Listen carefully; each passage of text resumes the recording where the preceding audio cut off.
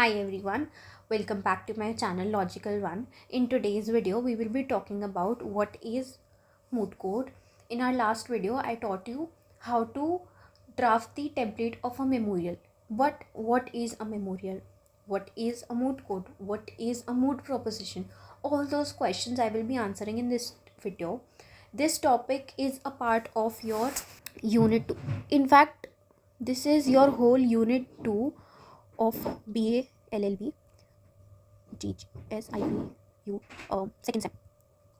Okay, starting with mooting. The term mooting is derived from the term moot, which means open to discussion. That is, it deals with um, propositions or problems which are unsettled and controversial. Unsettled and controversial, as in, I will give you an example of an actual moot code which is happening in February 2025. It is the KK Luthra moot code competition. Okay, in that, this time the proposition is on the topic of AI being used to identify the criminals. Okay, so AI being used to identify the criminals is an unsettled area. Okay, this is a hypothetical situation. So moot court happens on hypothetical situations and never on real case laws. Before that, the KK Luthra moot court happened on the proposition which involved rape on false pretext of marriage, if I'm not wrong.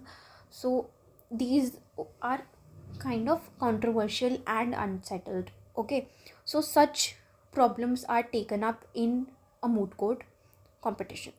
Okay, we can say that the mooting is a form of an oral proceeding which is similar to that of a court proceeding.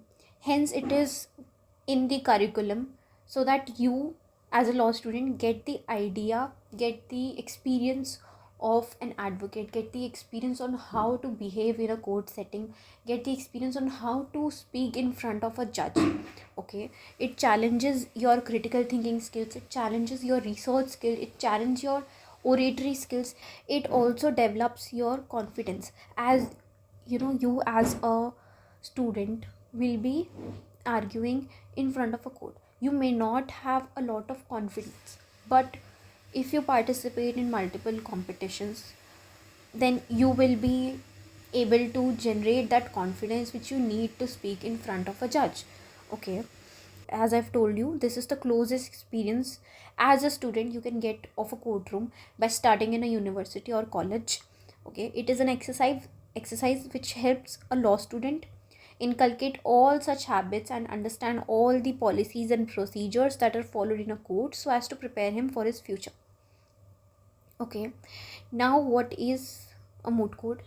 As I told you, mooting is a form of oral proceeding and a practice which helps you develop your confidence and inculcate all the habits which you will need, uh, all the skills which you will need as an advocate.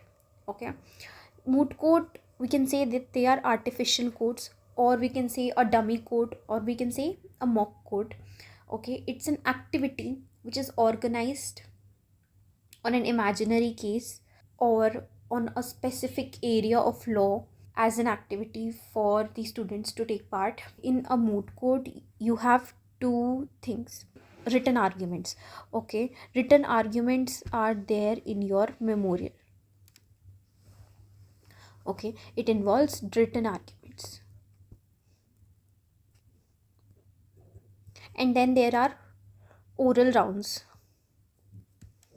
Okay, in that you don't just read out memorial in a competition or learn it by heart and then recite it, because you will be asked questions by the judges, so you need to be prepared for all of it. On the basis of these two things, you will be marked, and you may win or you may lose. Okay, but whatever the case may be, I will always suggest that you at least take part in a competition, in a moot court competition, as it will boost your confidence. Now here it is written, the difference between real codes and moot code. Now that I've told you what is a moot code, what is mooting, I think it's very evident that it is only a dummy code, it is not a real code. The judges who judge this competition are teachers, are maybe national moot courts former judges. Okay, so they do not pronounce the judgments, but only results are announced. Who are the players in a moot court? We have judges. Okay, they may be teachers, they may be former judges. Okay, then we have a moot proposition. A moot proposition, this is a problem. As I have already elaborated, this problem is imaginary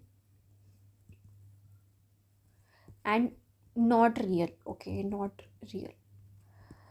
In your class activity, the moot proposition may be based on a case with some changes. Generally this happens in the colleges.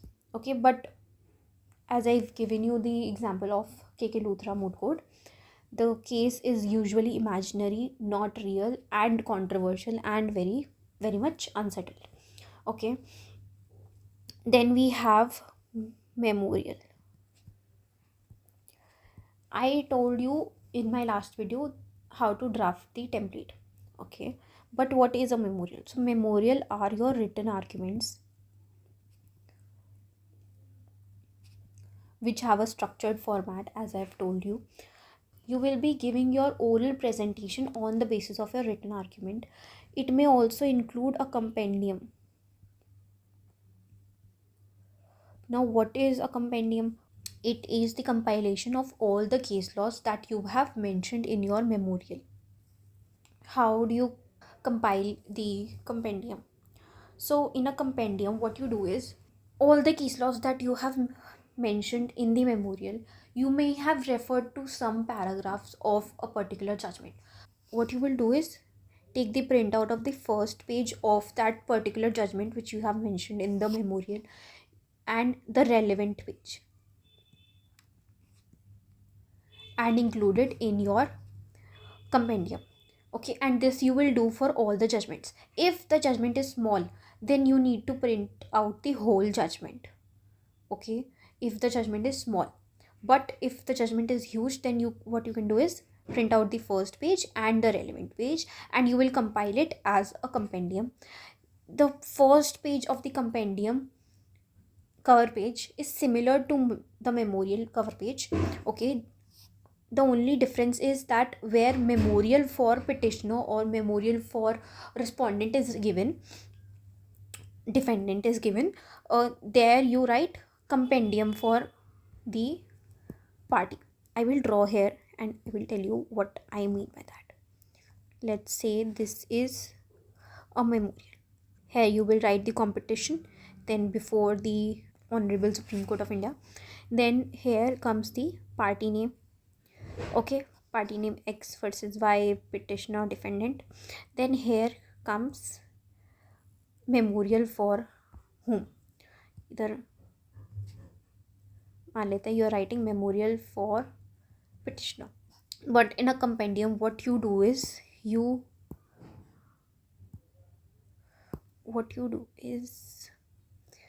write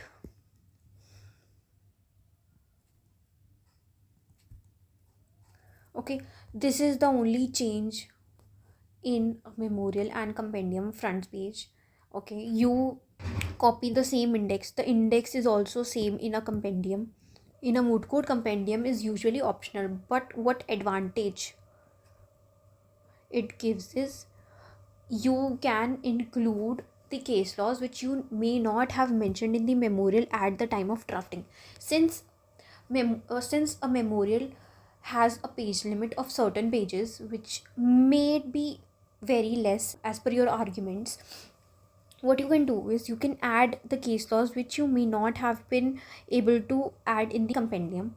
And at the time of oral arguments, if the judge is confused regarding a point of law, or if the judge is confused regarding any judgment which you have mentioned in your memorial, you can refer them to the compendium. Okay, so hence compendium is very important. Sometimes what happens is, let's say you have a proposition and a similar case on that proposition came after you have submitted the memorial.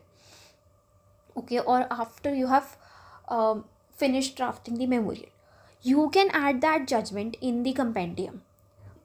In teams, we have two teams. One may be petitioner,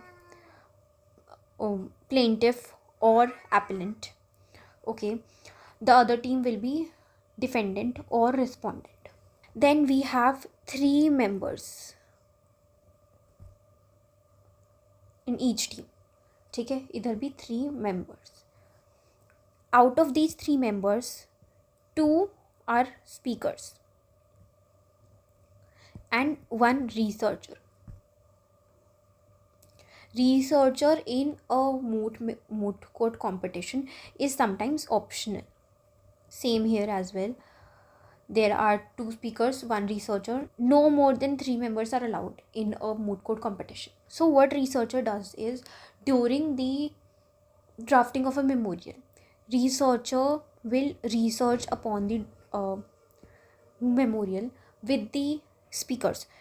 It doesn't mean that you have a researcher, then all the research work will be done by the researcher. No, speakers are equally liable to help the researcher. Researcher is just for your convenience, for the speaker's convenience.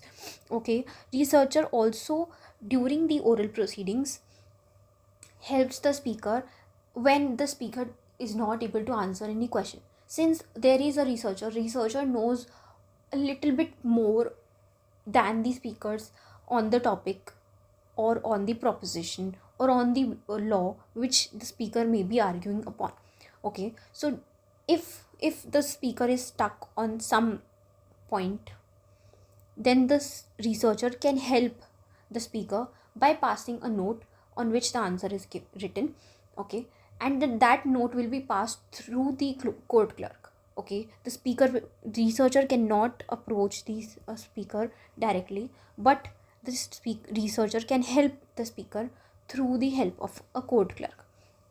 Okay, so this is the work of a researcher. They need to act as a team and not let the researcher do all the work or burden the researcher with all the work. No, it's a teamwork. All the 3 members need to engage and work on that proposition as a team. Okay, in our next video I will be talking about why moot court is important, what are the good qualities of a good mooter, and what all things we include in a memorial. Okay, so thank you so much for watching this video. Like, share, subscribe to my channel if you found this video helpful. I will see you in my next video.